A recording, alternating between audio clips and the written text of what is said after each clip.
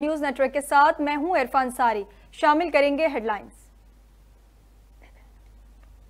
वजीर आजम शहबाज शरीफ आज chief justice Pakistan justice काजी फाइज ईसा से मुलाकात करेंगे। अटॉर्नी जनरल मंसूर उस्मान ऐवान और वजीर कानून आजम नजीर तारड़ भी हमरा होंगे। मुलाकात में इस्लामाबाद हाईकोर्ट के 6 जजों की जानिब से सुप्रीम जुडिशल काउंसिल को खुफिया इदारे के एहलकारों की मुबैना मुदाखलत से मुतालिक लिखे गए खत के मामले पर गौर किया जाएगा। इस्लामाबाद हाईकोर्ट जजेस के खत पर चीफ जस्टिस की जेर सदारत फुल कोर्ट इजलास आज भी होगा। सुप्रीम कोर्ट के तमाम जजेस शरीक होंगे। गुज़िश्ता रोज सुप्रीम कोर्ट का फुल कोर्ट इजलास 2 घंटे से जायद जजेस कमेटी रूम में हुआ और उसके बाद पैदा होने वाली सूरत हाल के आईनी और कानूनी हैसियत पर गौर किया गया। जजेस ने अपनी राय का इजहार किया। पाकिस्तान स्टॉक एक्सचेंज एक और तारीखी बुलंदी को छू गया। मुसलसल चौथे रोज तेजी का रुझान। 100 इंडेक्स ने 67,000 का एक और तारीखी संग मील उबूर कर लिया। 475 पॉइंट से बढ़कर 67,019 पॉइंट्स पर पहुंच गया। इससे कबल स्टॉक एक्सचेंज गुज़िश्ता साल 13 दिसंबर को 67,000 पॉइंट्स पर पहुंची थी।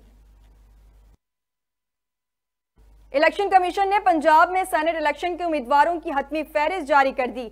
लाहौर टेक्नोक्रेट की 2 नशिस्तों पर 3 उम्मीदवार मद्दे मुकाबिल। विफाकी वजीर खजाना मोहम्मद औरंगजेब, मुसद्दिक मलिक और डॉक्टर यास्मीन राशिद मद्दे मुकाबिल होंगे। खवातीन की 2 मखसूस नशिस्तों पर अनुशा रहमान, बुशरा अंजुम भट्ट, फायजा मलिक और सनम जावेद में मुकाबला होगा।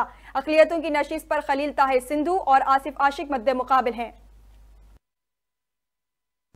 9 मई के मुकदमे में सुप्रीम कोर्ट से जमानत हासिल करने वाले 5 मुल्जिमान को दोबारा गिरफ्तार कर लिया गया। पुलिस का कहना है 5 मुल्जिमान को 16 MPO अहकामात के तहत गिरफ्तार किया गया।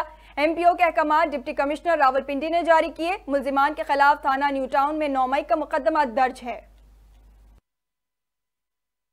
और अफगान तालिबान ने अफगानिस्तान में खवातीन को खुले मैदान में अवाम के सामने जिना हद पर संसार करने का ऐलान कर दिया।